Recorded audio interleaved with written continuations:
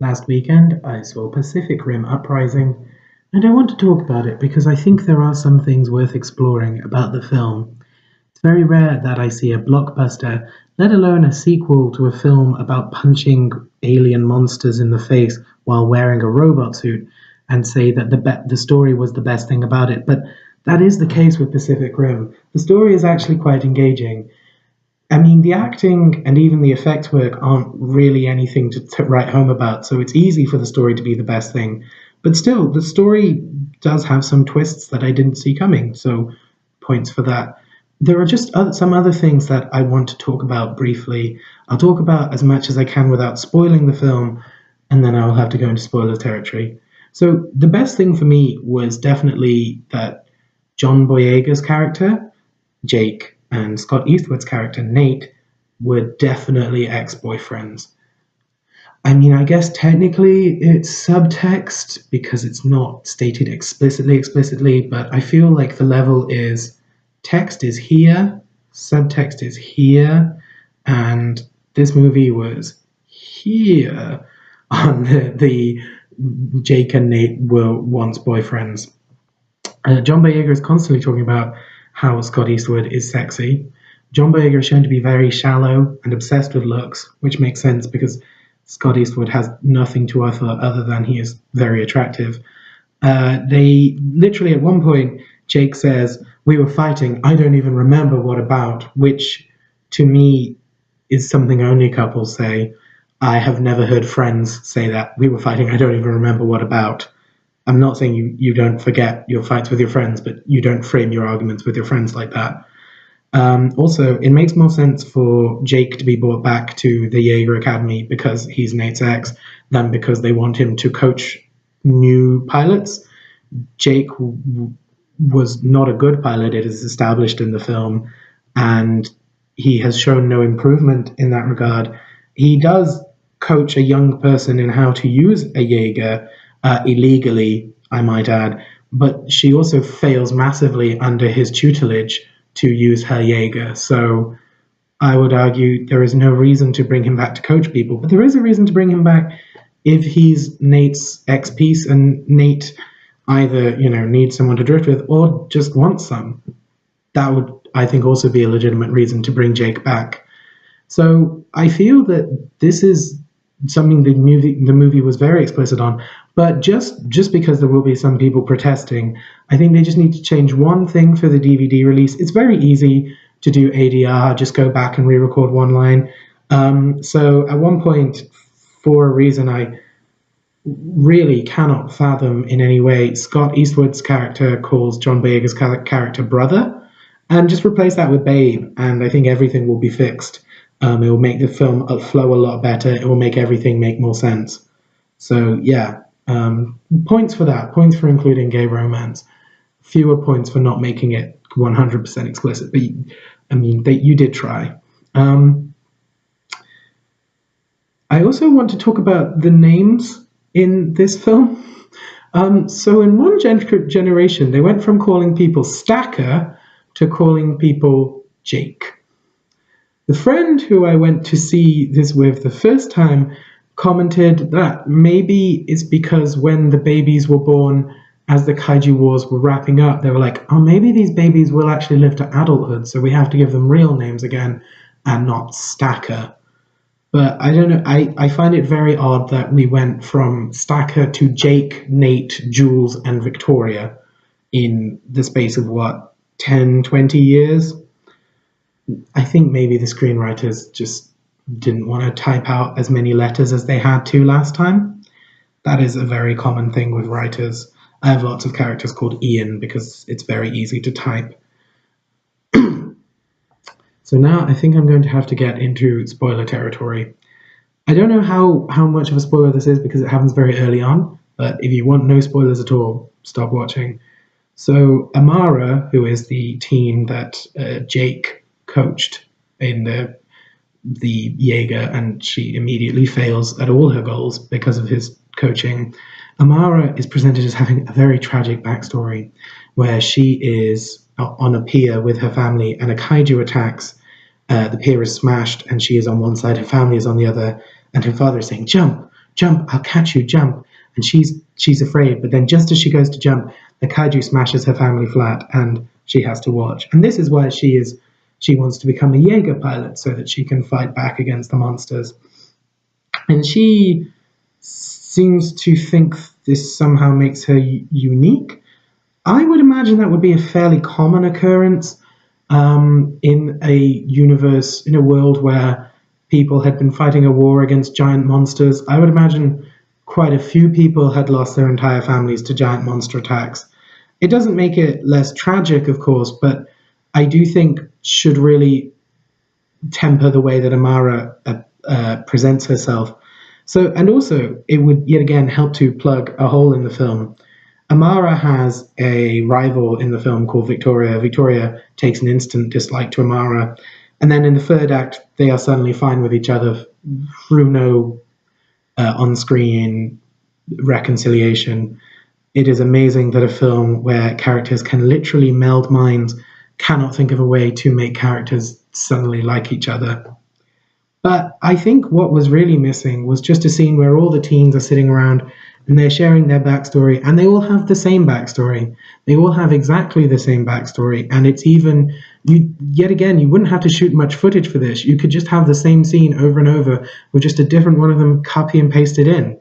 It would save so much money, and it would allow you to know exactly what happened to all these characters, and I think would set up the world quite well of everyone has the same backstory, everyone lost their parents to kaiju, it happens a lot. You're not special, Amara. This is why we like each other. This is why we get along. We all have the same goals and the same reason for doing them. This will go into a bigger spoiler, but I also want to talk about Amara's arc, as such as it is. So Amara is standing on the pier. Her father's telling her to jump. Just as she goes to jump, the kaiju smashes him. Then, in the finale, John Boyega is telling Amara to jump so that he says he will catch her, much like her father does. And this time Amara does jump, and the robot catches her, and everything's fine. So did the film want her to die when she was a child? Because if she had jumped into her father's arm the first time, as the film seems to be implying she would have been crushed. I mean, yes, it would have saved her from the tragedy of being an orphan, but she would also be dead. Is this what she is meant to have learnt? To jump when people tell her to? It's a very weirdly specific lesson, and also, as I've said, would have led to her dying before. I really don't know what the film was trying to present with that echo of circumstances. I really don't know what they were going for. It's a very odd screenwriting choice, and I really hope someone can explain it to me because it makes no sense. Yet again, going into spoilers. So, Mako Mori from the first Pacific Rim is back, and she seems to have forgotten how to act. I don't want to be too disparaging of this actress, but she is pretty bad in this film. Luckily, she's only in 2 scenes because, spoilers, she dies. But just before she dies, she manages to get an email out to her brother. And the email is a picture. The picture is of 3 blobs that are not connected in any way. And someone says, is that a kaiju? Now, the kaiju that we've seen are freaky looking, but not one of them is just 3 disconnected blobs floating in midair. As terrifying as I think that would be, none of them look like that. They are all recognizably animal in structure. So I don't know why they assume it would be a kaiju. However, later in the film we establish it's not a kaiju, it's a picture of an island. Why she drew a picture of the island rather than writing the name of the island, I'm not sure. Who can say? Also, why does she send them to this island? Because they go to this island in one of the Jaegers, and when there, they meet the rogue Jaeger that they have been chasing down. But the rogue Jaeger, why was the rogue Jaeger at this island? Why did Mako know the rogue Jaeger would go to that island? It's implied that maybe that is where this rogue Jaeger was made, at this island, but how did Mako know that? And why would the rogue Jaeger want to destroy the place where it was made? Surely it wants to make more of itself. That is part of their plan, to have more of them made. So it doesn't really make sense that it goes back to destroy the island, which is why it's there when John Boyega and Scott Eastwood come in their Jaeger. So I really feel that that needs to be better explained in the film, exactly why they go to this island, what was there in the first place, and why the Rogue Jaeger came back to its birthplace. Was it just feeling nostalgic? Is it like a salmon thing? Really, we never learn. And it also, that scene where they first decode the email that Mako sent and they get the picture of the three blobs. The commander of the army. So this rogue Jaeger has destroyed half of Sydney and killed a very high-ranking army official, in that it killed Mako Mori. So the commander of the army at the Jaeger base gets an email with three blobs and then says, I want to know who was piloting that rogue Jaeger.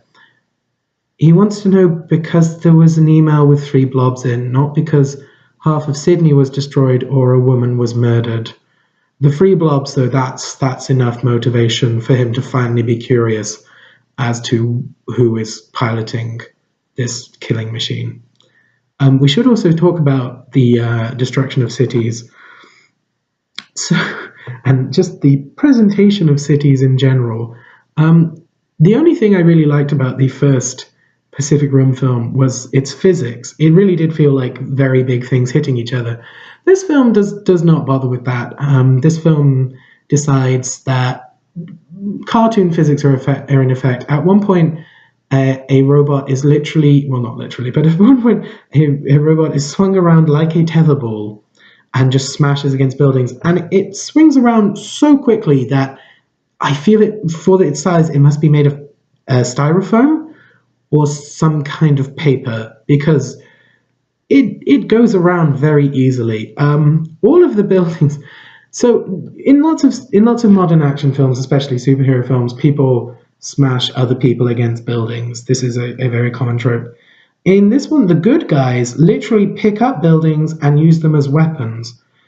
Now, in the end, we are told, oh, Tokyo has been abandoned. Now, we see scenes of people running to underground bases, but specifically in the scene of this that we see, a lot of people do not make it to the underground base. More people are shown not making it into the underground base than are shown getting in. So I feel that there are a lot of people left in Tokyo when the good guys start picking up buildings and throwing them at the kaiju. Even more than that, Tokyo in the future has apparently expanded to the point where you are, I think they say, 2 miles away from Mount Fuji. Now, you can see Mount Fuji from Tokyo. You cannot see that view of Mount Fuji from Tokyo. So future Tokyo has apparently expanded to include, a lot of another prefecture. Tokyo is already very crowded. And the kaiju attacks, and then 2 minutes later we're told that Tokyo is evacuated. And no, it's not. You try to evacuate Tokyo in 2 minutes.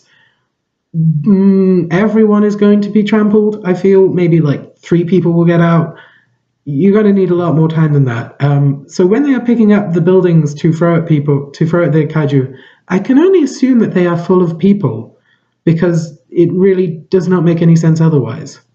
Also, as I've said, just complete abandonment of how physics work, which is a shame because that was the first film's real saving grace. So that is everything I wanted to talk about for Pacific Rim Uprising. As I've said, I did like the story. I thought the story in this film was honestly better than in the first. The first one, I don't remember really any story beats at all. I had forgotten that Idris Elba's character dies at the end of the first one, which is a big plot point in the sequel. But this one, it did have some twists. Final thing I'll talk about, and yet again, spoilers. There is a Chinese businesswoman who is presented as the human traitor who is causing all this mischief. Literally in the trailer, when the line "someone is bringing the kaiju to our world" is played, it's overlaid with a picture of her. So we are set up to think this woman is evil. And when she arrives, she has her hair done up. She's wearing this long white billowing cloak. She has permanent like angry face, and she only speaks in Mandarin. So we know she's evil. But then it's revealed she's not the villain. Twist. And literally, she lets her hair down. She lets her hair cascade down her head. She's allowed to smile, and she even talks in English occasionally. Just like good people do in real life, right? Yeah, that's how that works. Definitely. So yes, that is everything I wanted to say about Pacific Rim Uprising.